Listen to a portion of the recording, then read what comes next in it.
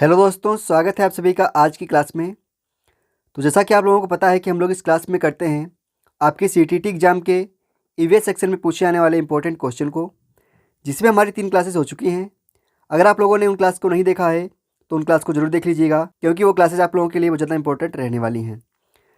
तो क्लास शुरू करने से पहले आप सभी लोग अपनी नोटबुक और पेन निकाल लीजिए, क्योंकि आपको पता है कि आपके ईवीएस सेक्शन में 2 से 3 क्वेश्चन ऐसे आते हैं जिनको हल करने में आपको नोटबुक और पेन की आवश्यकता पड़ती है। तो सभी लोग नोटबुक और पेन निकाल लीजिए, फिर क्लास को शुरू करते हैं।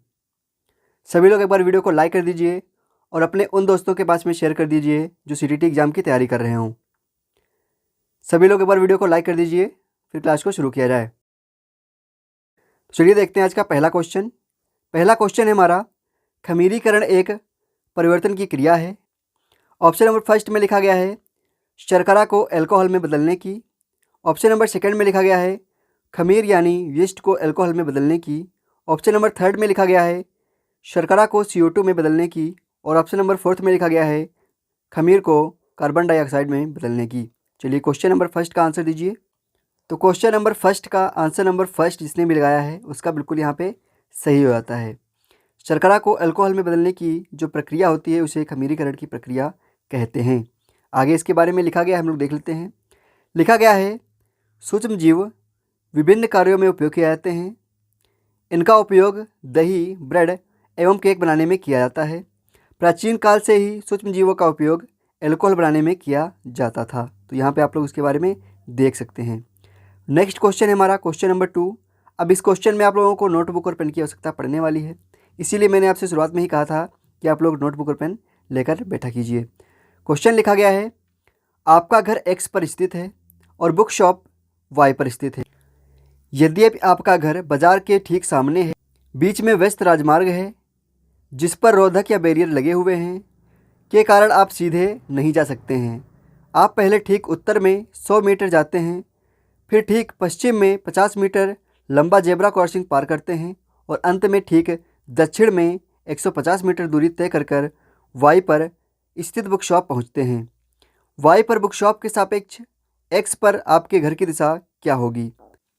तो सभी लोग क्वेश्चन नंबर 2 को सॉल्व करेंगे, फिर बताएंगे इसका आंसर क्या हो रहेगा। क्वेश्चन नंबर 2 का आंसर बताइए सभी लोग क्या हो रहेगा। इसका आंसर नंबर फर्स्ट बिल्कुल सही है, उत्तर पूर्व इसका दिशाएं निकल कर आ जाएंगी। नेक्स्ट क्वेश्चन है हमारा क्वेश्चन नंबर 3। स्वच्छंद खेल होते हैं जहां बच्चे, ऑप्शन नंबर फर्स्ट में लिखा गया है बाहरी एवं भीतरी क्रियाकलाप कर सकते हैं। सेकंड में लिखा गया है खेल के नियमों का पालन कर सकते हैं। थर्ड में लिखा गया है वयस्कों द्वारा सलाह लेने पर लिंग विशिष्ट खेल सकते हैं। ऑप्शन नंबर फोर्थ में लिखा गया है विशिष्ट क्रियाकलाप आयोजित करते हैं। क्वेश्चन नंबर थर्ड का आंसर दीजिए सभी लोग।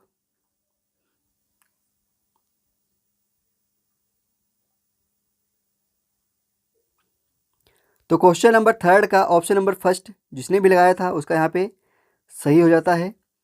देखते हैं अपना नेक्स्ट क्वेश्चन। यहाँ पे इसके बारे में लिखा गया है, आप लोग चाहें तो वीडियो को पॉज करके इसको पढ़ सकते हैं। नेक्स्ट क्वेश्चन है हमारा क्वेश्चन नंबर फोर्थ। बीजों का अंकुरण किसकी अनुपस्थिति में हो सकता है? क्या लिखा गया है? बीजों का जो अंकुरण होता है वह किसकी अनुपस्थिति में हो सकता है? आप लोगों को बताना है कि जो बीजों का अंकुरण होता है वह किसकी अनुपस्थिति में हो सकता है। आपके पास 4 ऑप्शन हैं, सूर्य का प्रकाश, वायु, नमी और मध्यम ताप। सभी लोग क्वेश्चन नंबर 4 का आंसर दीजिए जल्दी से। तो क्वेश्चन नंबर 4 का आंसर नंबर फर्स्ट जिसने भी लगाया है उसका यहाँ पे सही हो जाता है। सूर्य की प्रकाश की अनुपस्थिति में बीजों का अंकुरण हो सकता है। देखते हैं अपना नेक्स्ट क्वेश्चन। यहाँ पे इसके बारे में लिखा गया है, आप चाहें तो वीडियो को पॉज करके इसको पढ़ भी सकते हैं। नेक्स्ट क्वेश्चन है हमारा क्वेश्चन नंबर 5। क्वेश्चन है कोई व्यक्ति 5 सितंबर 2022 को नागरकोइल जाने के लिए भिवांडी रोड रेलवे स्टेशन पर एक एक्सप्रेस ट्रेन में सवार हुआ। यह ट्रेन 21:15 पर भिवांडी रोड से चली तथा 7 सितंबर 2022 को 4:45 पर नागरकोइल पहुंची। यदि इस समय अंतराल में ट्रेन द्वारा चली गई दूरी 1877 किलोमीटर है तो ट्रेन की औसत चाल क्या होगी? क्वेश्चन नंबर 5 को अपनी नोटबुक में सॉल्व करिए, फिर बताइए इसका आंसर निकल कर क्या जाएगा। क्वेश्चन नंबर 5 का आंसर बताएंगे सभी लोग।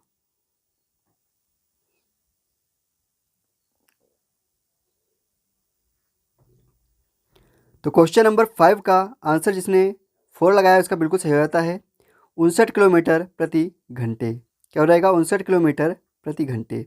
इसका आंसर नंबर 4 बिल्कुल सही है। आगे बढ़ने से पहले आप लोगों को बताना चाहूँगा, जिसको भी इस क्लास की PDF चाहिए होती है वो लोग प्ले स्टोर पर जाकर मास्टर्स अड्डा ऐप को डाउनलोड कर सकते हैं। ऐप को डाउनलोड करने के बाद में आपको ऐप को साइन अप करना है। साइन अप करने के बाद में आपके सामने कुछ इस प्रकार का पेज दिखाई देगा, जैसे हमारा फर्स्ट वाला पेज है ये वाला। वहाँ पे आपके सामने काफ़ी सारे ऑप्शन दिखाई देंगे। आपको जो सेकंड वाला ऑप्शन है उस पर क्लिक करना है, जहाँ पे लिखा होगा यूट्यूब क्लास नोट्स, उस पर आपको क्लिक करना है। जैसे आप उस पर क्लिक करेंगे आप इस वाले पेज पर आ जाएंगे। यहाँ पे आने के बाद में आपके सामने काफ़ी सारे फ़ोल्डर दिखाई देंगे। ये फ़ोल्डर उन क्लास के हैं जो आपकी यूट्यूब पर क्लासेस ली जाती हैं। आपको जिस भी क्लास की PDF पढ़नी हो आप उस पर क्लिक करके उसके अंदर जाके आप उस क्लास की PDF पढ़ सकते हैं।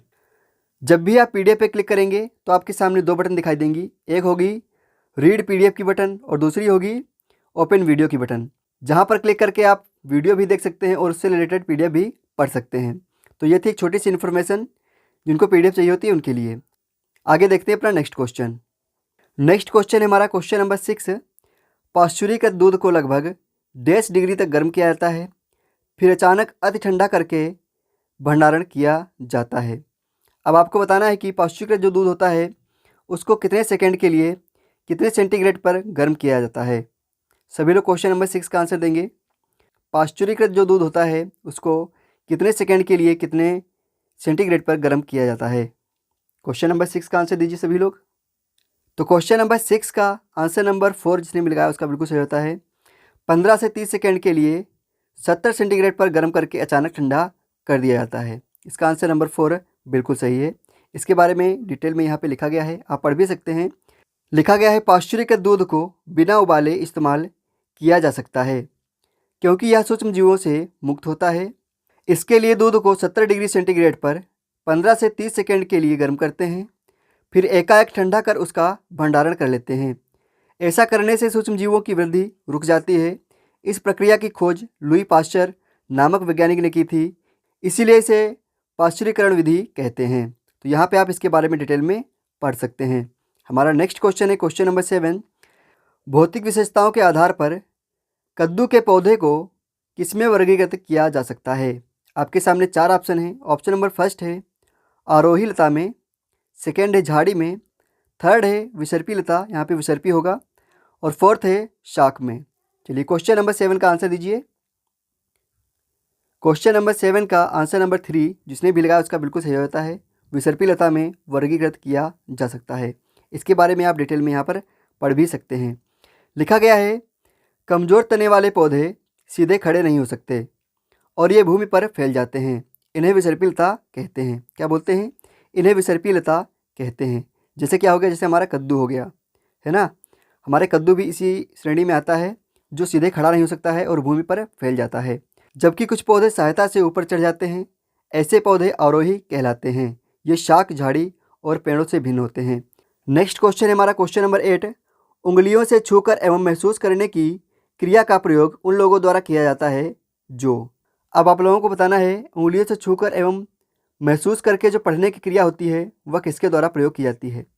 ऑप्शन नंबर फर्स्ट में लिखा गया है जो सुन नहीं सकते हैं उनके लिए, या फिर जो बोल नहीं सकते हैं उनके लिए, या फिर जो छू नहीं सकते हैं उसके लिए, या फिर जो देख नहीं सकते हैं उसके लिए। चलिए क्वेश्चन नंबर 8 का आंसर दीजिए। तो क्वेश्चन नंबर 8 का आंसर नंबर 4 बिल्कुल सही हो रहेगा। जो देख नहीं सकते हैं, जो दृष्टिबाधित लोग होते हैं, उनके लिए इस टाइप की विधि का प्रयोग किया जाता है। इसके बारे में हम लोग डिटेल में बात कर लेते हैं। यहाँ पे लिखा गया है कुछ बच्चे रवि भैया से कॉलेज की किताब ले जाते हैं और कुछ दिन बाद किताबों के साथ उन्हें टेप दे जाते हैं। रवि भैया क्या हैं? रवि भैया हैं दृष्टिबाधित, जिनके पास से बच्चे जो है किताबें ले जाते हैं और किताबों की टेप बनाकर उनको दे जाते हैं। जिसके बाद रवि टेप पर उन किताबों को सुनता है और रवि के पास मोटे कागज़ की कई किताबें हैं जिनमें बहुत सारे उभरे हुए बिंदु बने हैं। उन पर हाथ फेर कर वे पढ़ते हैं। रवि क्या है? रवि है दृष्टिबाधित, इसीलिए जो बच्चे हैं वह रवि भैया के पास से किताबें ले जाते हैं और उसकी टेप बना देते हैं, यानी वॉइस रिकॉर्डिंग उसकी कर देते हैं। जिसके बाद रवि जो है वह उसको सुनता है और उसके पास कई ऐसी किताबें हैं जिनमें उभरे हुए बिंदु बने हैं, उन पर हाथ फेर कर रवि जो है वह पढ़ता है। अब आप लोगों को बताना है इस प्रकार की जो विधि होती है जहाँ पर मोटे कागज़ पर उभरे हुए बिंदु बने होते हैं जिस पर हाथ फेर कर दृष्टिबाधित लोग पढ़ते हैं, उस विधि को क्या कहते हैं। सभी लोग बताएंगे जल्दी से। क्या बोलते हैं उसको? उसको बोलते हैं ब्रेल लिपि। क्या बोला जाता है उसे? उसे ब्रेल लिपि बोला जाता है। ब्रेल लिपि जो होती है वह कितने बिंदुओं पर आधारित होती है, ये आप लोग सभी लोग बताएंगे जल्दी से। ब्रेल लिपि कितने बिंदुओं पर आधारित होती है? आपकी सीटीटी एग्जाम में ये वाला क्वेश्चन काफ़ी बार पूछा गया है। ब्रेल लिपि कितने बिंदुओं पर आधारित होती है? 6 बिंदुओं पर आधारित होती है ब्रेल लिपि। उसमें 6 बिंदु बने होते हैं जिसके ऊपर हाथ फेर कर दृष्टिबाधित लोग पढ़ते हैं। अब आप लोगों को बताना है कि जो ब्रेल लिपि है इसका आविष्कार किसके द्वारा किया गया था। तब तक हम लोग अपना नेक्स्ट क्वेश्चन देख लेते हैं। नेक्स्ट क्वेश्चन है हमारा क्वेश्चन नंबर 9। वाष्पन के कारण शीतलन की प्रक्रिया तब धीमी होती है जब वायुमंडल में जल के खुले पृष्ठ का क्षेत्रफल, ऑप्शन नंबर फर्स्ट में लिखा गया है बढ़ता है और वायुमंडलीय ताप उच्च होता है। सेकंड में लिखा गया है बढ़ता है और वायुमंडलीय ताप निम्न होता है। जबकि थर्ड में लिखा गया है घटता है और वायुमंडलीय ताप उच्च होता है। फोर्थ में लिखा गया है घटता है और वायुमंडलीय ताप निम्न होता है। चलिए क्वेश्चन नंबर 9 का सभी लोग आंसर दीजिए। तो क्वेश्चन नंबर 9 का आंसर नंबर 4 जिसने भी लगाया उसका बिल्कुल सही है। घटता है और वायुमंडलीय तापमान निम्न होता है। तो मैंने आपसे क्या पूछा था? मैंने आपसे पूछा था कि जो ब्रेल लिपि है उसका आविष्कार किसने किया था। तो ब्रेल लिपि का आविष्कार लुई ब्रेल द्वारा किया गया था, जो कि एक दृष्टिबाधित व्यक्ति थे। हालांकि यह जन्मजात दृष्टिबाधित नहीं थे। बचपन में अपने पिताजी के औजारों के साथ खेलते वक्त इनके साथ एक इंसिडेंट हो गया था, जिसके बाद से इनके नेत्र चले गए थे। इनकी पढ़ाई में अत्यधिक रुचि थी, जिसके बाद इन्होंने पढ़ाई करने के लिए ब्रेल लिपि का आविष्कार किया। तो यह कुछ इन्फॉर्मेशन थी ब्रेल लिपि के बारे में। आप लोगों को इसको नोट डाउन कर लेना चाहिए अपनी नोटबुक में। चलिए देखते हैं अपना नेक्स्ट क्वेश्चन। नेक्स्ट क्वेश्चन है हमारा क्वेश्चन नंबर 10।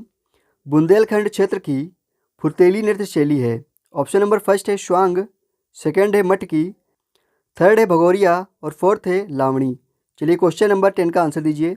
बुंदेलखंड क्षेत्र की फुर्तीली नृत्य शैली क्या है? क्वेश्चन नंबर 10 का सभी लोग आंसर देंगे। तो क्वेश्चन नंबर 10 का आंसर नंबर फर्स्ट जिसने भी लगाया उसका बिल्कुल सही होता है श्वांग है। क्या हो जाएगा? इसका आंसर नंबर फर्स्ट बिल्कुल सही हो जाएगा, जिसके बारे में यहाँ पे लिखा भी गया है। यहाँ पे जैसे आप देख सकते हैं यहाँ पे नृत्य का नाम लिखा गया है स्वांग। उसके आगे लिखा गया है बुंदेलखंड का यह बहुत ही जीवंत नृत्य है। इसकी शुरुआत मृदंग की ताल से होती है और यह गद्य तथा काव्यात्मक संवादों के साथ धीरे धीरे से गति पकड़ता है। दूसरा जो नृत्य है वह है राई। उसके बारे में भी यहाँ पे लिखा गया है बुंदेलखंड का यह नृत्य स्त्री के रूप में किसी पुरुष द्वारा किया जाता है, जिसमें ढोल तथा नगाड़े की संगत रहती है। उसके बाद में मटकी जो नृत्य है इसके बारे में भी यहाँ पे लिखा गया है। आप चाहें तो वीडियो को पॉज करके इसको पढ़ सकते हैं। हम लोग बढ़ते हैं अपने नेक्स्ट क्वेश्चन पर। नेक्स्ट क्वेश्चन है हमारा क्वेश्चन नंबर 11। पौधों के संदर्भ में सही विकल्प की पहचान कीजिए। क्वेश्चन नंबर 11 को सही से पढ़िए, फिर इसका आंसर दीजिए कि पौधों के संदर्भ में इनमें से कौन से विकल्प सही हैं। क्वेश्चन नंबर 11 का सभी लोग आंसर देंगे जल्दी से पढ़कर। सभी लोग ध्यान से पढ़कर क्वेश्चन नंबर 11 का आंसर दीजिए। तो क्वेश्चन नंबर 11 का आंसर नंबर फोर्थ जिसने भी लगाया उसका बिल्कुल सही हो जाता है। यहाँ पे इसका ए और डी वाला सही है, बाकी जो बी और सी वाले हैं ये गलत हैं। जहाँ पर हमारा ए वाला ऑप्शन है पौधे भूक्षरण को रोकते हैं और डी वाला है पौधे हमें बीज प्रदान करते हैं जिनमें से कुछ खाए जा सकते हैं। तो क्वेश्चन नंबर 11 का ऑप्शन नंबर फोर्थ बिल्कुल सही है। नेक्स्ट क्वेश्चन देखते हैं। Question number 12। पौधों के भागों तथा उनके कार्यों को नीचे बताया गया है, सबसे उपयुक्त कथन चुनिए। अब यहाँ पर पौधों के भाग तथा उनके कार्यों को बताया गया है, जिनमें से आपको सबसे उपयुक्त कथन को चुनना है। सबसे अच्छा जो कथन हो, जो सबसे इम्पोर्टेंट कथन हो, उसे आपको चुनना है। चलिए क्वेश्चन नंबर 12 का आंसर दीजिए सभी लोग। तो क्वेश्चन नंबर 12 का ऑप्शन नंबर 3 जिसने भी लगाया उसका बिल्कुल सही है, क्योंकि यहाँ पे जो सबसे इम्पोर्टेंट पॉइंट है वो यहाँ पर ऑप्शन नंबर 3 वाला है, फूल पौधे के प्रजनन अंग होते हैं। सबसे इम्पोर्टेंट पॉइंट यहाँ पर यही है, उपयुक्त पॉइंट, इसीलिए इसका आंसर नंबर 3 बिल्कुल सही हो जाता है। अब यहाँ पे इसके बारे में लिखा गया है, आप लोग चाहें तो वीडियो को पॉज करके इसको पढ़ सकते हैं। नेक्स्ट क्वेश्चन है हमारा क्वेश्चन नंबर 13 है। निम्नलिखित में से भारत के संघ शासित प्रदेशों का युगल चुनिए। भारत की जो यूनियन टेरिटरी हैं उनको आपको चुनना है। क्वेश्चन नंबर 13 का आंसर दीजिए सभी लोग। भारत की यूनियन टेरिटरीज इनमें से कौन सी हैं? क्वेश्चन नंबर 13 का सभी लोग आंसर देंगे।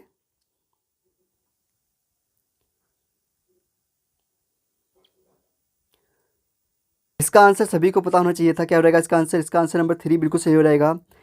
लद्दाख और जो पुदुचेरी हैं वह भारत के संघ शासित प्रदेश हैं। देखते हैं अपना नेक्स्ट क्वेश्चन। नेक्स्ट क्वेश्चन है हमारा क्वेश्चन नंबर 14 है। एक सांस्कृतिक उत्सव में श्रुति ने महाराष्ट्र की एक पारंपरिक साड़ी या पोशाक पहनी थी जिसका नाम था। अब आप लोगों को बताना है जो महाराष्ट्र की पारंपरिक साड़ी या पोशाक है उसका नाम क्या है। क्या उसे बनारसी साड़ी बोलते हैं, या नौवारी साड़ी बोला जाता है, या कलमकारी बोला जाता है, या फिर जामदानी बोला जाता है। क्वेश्चन नंबर 14 का आंसर दीजिए सभी लोग। महाराष्ट्र की जो पारंपरिक साड़ी है उसका नाम क्या है?